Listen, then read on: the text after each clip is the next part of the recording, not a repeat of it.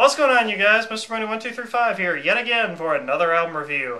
Kanye West, My Beautiful Dark Twisted Fantasy. Now, if you've been watching my videos for a while, you know that I don't normally review rap music on here. I'm not a huge rap music fan. If I'm going to listen to rap music, it's going to be like the really old school 80s stuff. I'm talking like Run DMC, Public Enemy, you know, old school hip hop. I think some of that is actually really listenable. And I also really like Digital Planet's A Tribe Called Quest, those really down-tune kind of rappers where it's not too harsh. I can't stand like hardcore rap. And trust me, I've tried to get into Death Grips, and I cannot see what people are into. I really like the song Get Got off the Money Store, but that's about all I can really stand from Death Grips, sadly. But I've tried to get into them, so I'm sorry. Nevertheless, Kanye West is one of these artists that I find myself easily getting into. I've heard that this is quite common, actually, for people who don't like rap to actually get into Kanye West. And I'll tell you the reason right now. It's the production. It's easily the production. It's the reason why I like Yeezus so much. On every single album Kanye West has released, all the way, you know, as far back as The College Dropout, his first album, his albums just like have this variety about them that I love so much. Every single album he produces is different. And I just think Kanye West produces some really interesting music. He's an asshole in real life. I'm aware of that, but his attitude doesn't reflect how I feel about his music. And a really popular opinion that people have is that this album right here is Kanye West's peak, his best album, his magnum opus. This album is so amazing. There seems to be a huge divide here, just like Green Day has. His first three albums, The College Dropout, Late Registration, and Graduation, those three albums seem to sit in a corner over here. And then his next three albums, 808s and Heartbreak, this album, and Yeezus, seem to sit in a category over here. And I will argue that Kanye West had more profound lyrics in his earlier work. He was actually talking about stuff that actually mattered, like the old school hip-hop artists used to do. Where on this side of the world, 808s and Heartbreak, and this album, and Yeezus, he's more talking about himself. He gets a little bit more egotistic in the later half of his work, and personally to me, I believe that's because at this point in his career he became a huge success and he just doesn't give a fuck anymore. That might be true, what have you. All I gotta say to you guys is I am way more of a fan of his egotistical side. I'm sorry, I really enjoy 808s, I really enjoy this album, and I really enjoy Yeezus. I don't enjoy his older albums that much. I know that this is an unpopular opinion that's probably going to blow your fucking mind, but this is just how I feel personally. But nevertheless, enough of the history lesson, let's get into the music on this album. The first track on this album, Dark Fantasy, actually has Nicki Minaj saying like a spoken word intro to the album almost. Easily my favorite part of this song is just the insanely catchy chorus, "Can we get much higher? Oh, oh, oh, oh, oh, oh, oh." That is just so catchy and starts this album off on such an epic way, and I really enjoy the rap on this album too. I mean, his flow is really nice. I fantasized about this back in Chicago. It's just like, boom, here's Yeezy, right here, in your face. The next track on this album, Gorgeous, has this really, really catchy verse part to it. Ain't no question if I want it, I need it. And this really, really cool like guitar part that just follows that vocal line. I absolutely love this song as well. The rap on it is really empowering. Along with the music, it stays consistent throughout, but I really, really love this song. The next track on this album, I'm sure everybody has heard. This is the track Power. I absolutely love the huge, hard, like, bombastious chorus part in this song. No one man should have all that power. The clock's ticking, I just count the hours. Stop tripping, I'm tripping off the power. 21st century schizoid man. You noticed that, didn't you? He actually sampled, in the Court of the Crimson King, 21st century schizoid man. Right there. He just jacked that shit, used it in his song. It sounds great, and I'm not judging him for that. I just think it's really cool how he incorporated that part into his song, because I absolutely love this album too. In the Court of the Crimson King, listen to this shit. This is a good album. The next track we have the All the Lights intrude that goes all the way into the next, another huge single in this album, the track All the Lights, featuring Rihanna. Once again, there's nothing really bad I can say about this song. All the lights! I love the huge booming like trumpet sound. It's just really big and epic feeling almost. A really fast-moving chorus. Rihanna's voice actually complements Kanye and the music on this song really well, I personally feel like. I'm not sure if that's Nicki Minaj on this track as well or not, but whoever that is singing, I'm not really sure if her voice complements it too good, the little short verse that she has on here.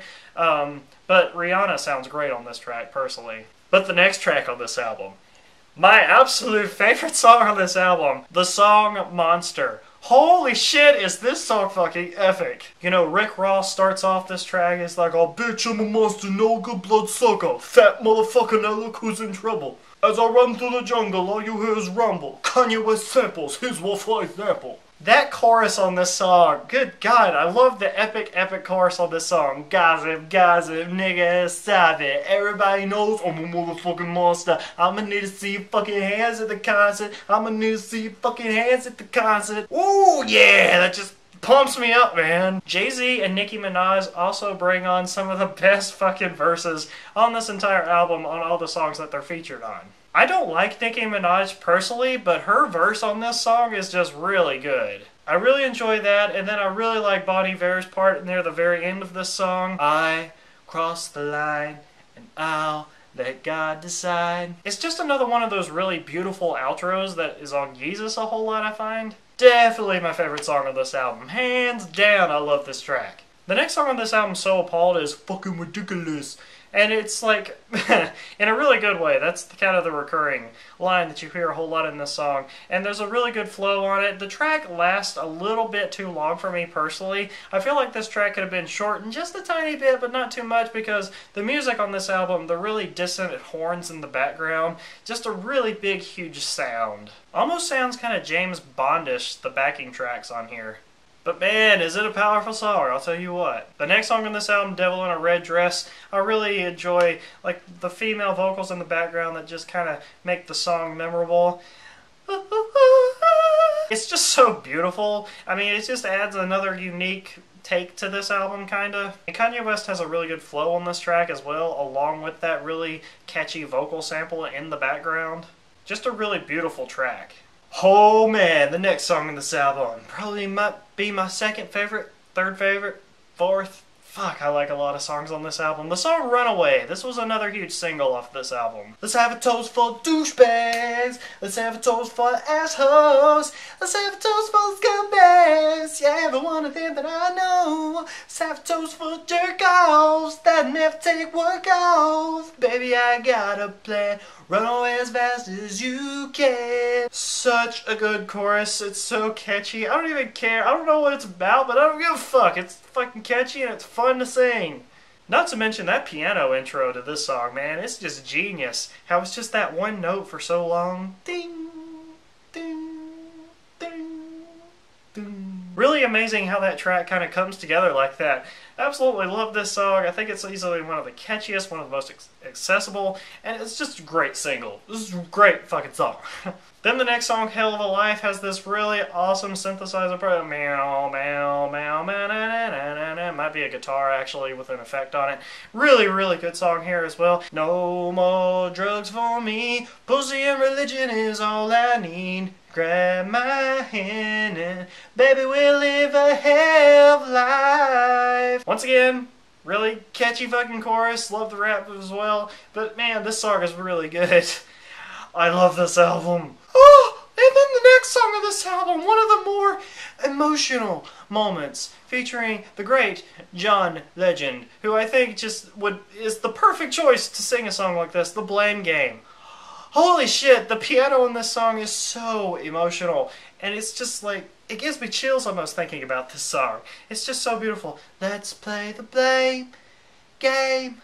I love you more. Let's play the blame game for sure. Absolutely love this song, and I also really like the weird little monologue near the end, a Chris Rock sample. If I can, talking to some bitch who got her pussy reupholstered because Yeezy told her to. Tell Yeezy I'm gonna shoot a bootlegger. I love that motherfucker. Well, hands up, Mr. Chris Rock, because maybe I might have torrented this first before I bought it. But you know, don't shoot me because, you know, right here in front of me, man. Love this album, had to buy it. So that's a really good song. Then the last two tracks on this album, Lost in the World and Who Will Survive in America.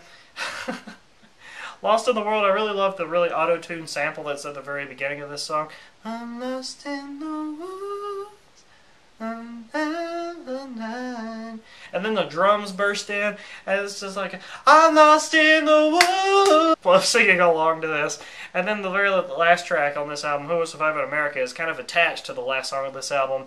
And it's just like this really pumping, kind of political speech type thing, and then this album ends with like some people applauding. And I'm just like, that was perfect to end this album out, because it makes me want to fucking clap every single time I listen to it. So as you can tell, and from having to listen to me sing a few songs just because I had to, because I just think that kind of delivers to you the message about what I mean about some of these songs being so catchy. The melodies are just so good on this album, especially in the chorus lines. Really, really memorable tracks.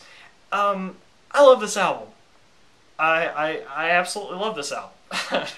I do think So Appalled is a little bit long. That's about the only criticism I can give it. Maybe the same with Devil in a Red Dress. Maybe those two could have been shortened up a little bit, but other than that, it's just so good. I love this album. Yeezus is amazing too. 808s. I don't enjoy every song on 808s and Heartbreaks, but these two albums oh my god. This album just rocks. This album rocks. Definitely check out Kanye West by Beautiful Dark Twisted Fantasy. Even if you don't like rap, I would definitely suggest you listen to this. I think you're going to find something you like, because that's kind of what happened to me. I saw people praising the fuck out of it, and I listened to it myself, and here I am telling you this extremely positive review. So, go check this shit out, you guys. It's really good. Mr. Bruno 1, 2, 3, 5. I'll see you guys later.